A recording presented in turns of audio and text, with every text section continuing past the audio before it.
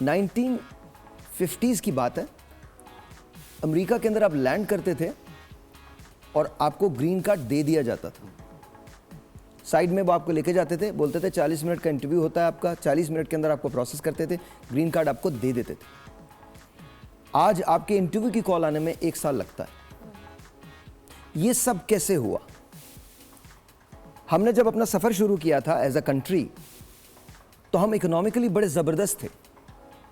اگر آپ 65 میں چلے جائیں تو ٹائمز کا ایڈیشن تھا جس کے اندر یہ لکھا تھا کہ پاکستان دنیا کی نئی ترین اکنامک دریافت ہے.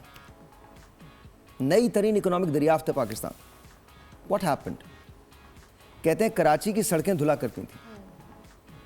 What happened? جو ڈاکٹر صاحب نے کہا وہی ہوا. جب آپ یہ ڈیسائیڈ کر لیں کہ آپ نے بے ایمانی کرنی ہے. آج ہمارے ہاں مرچوں میں اینٹوں کا برادہ شامل ہوتا ہے, چینی میں ملاوٹ ہوتی ہے.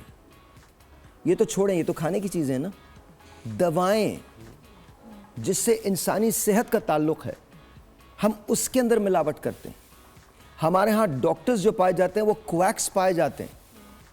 کویکس کا مطلب کیا ہے؟ they don't have the degree but وہ پریکٹس کر رہے ہیں. حیرت کی کیا بات ہے؟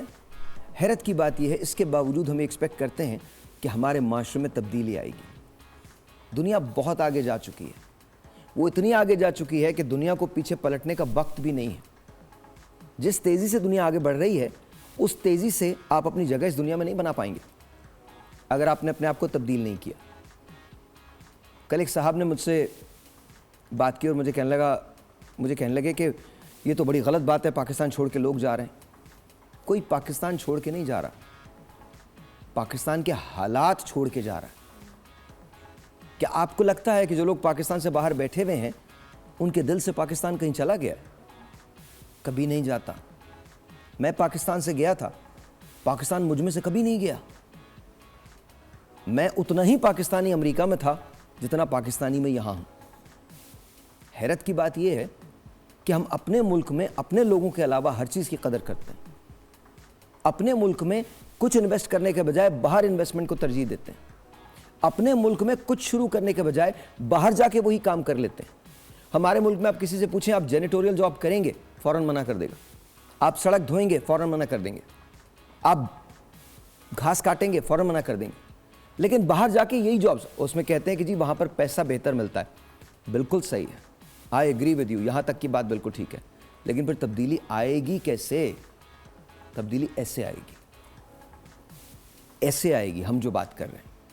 Please understand this. آپ جو بھی کیجئے ایک بات یاد رکھیے گا, اگر آپ چاہتے ہیں کہ آپ فائنینشل فریڈم کی طرف جائیں, اگر آپ پیسے کی طرف جائیں, اگر آپ پیسہ بنائیں, تو یاد رکھیے گا کوالٹی, کوالٹی اینڈ کوالٹی. جب آپ نے کوالٹی اپنی مینٹین کر لی تو یقین مانیں آپ کا برانڈ فلرش ہو جائے گا.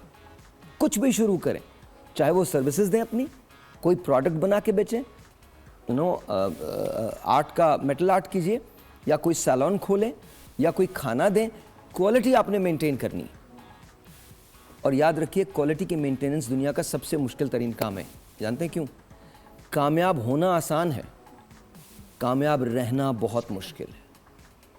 ہمارے ملک میں لوگ کامیاب ہو جاتے ہیں بہت چھوٹے پیریڈ کے لیے, لیکن کامیاب نہیں رہتے. آپ کو آپ کے علاوہ دنیا کی کوئی چیز نہیں روک رہی کامیاب ہونے سے.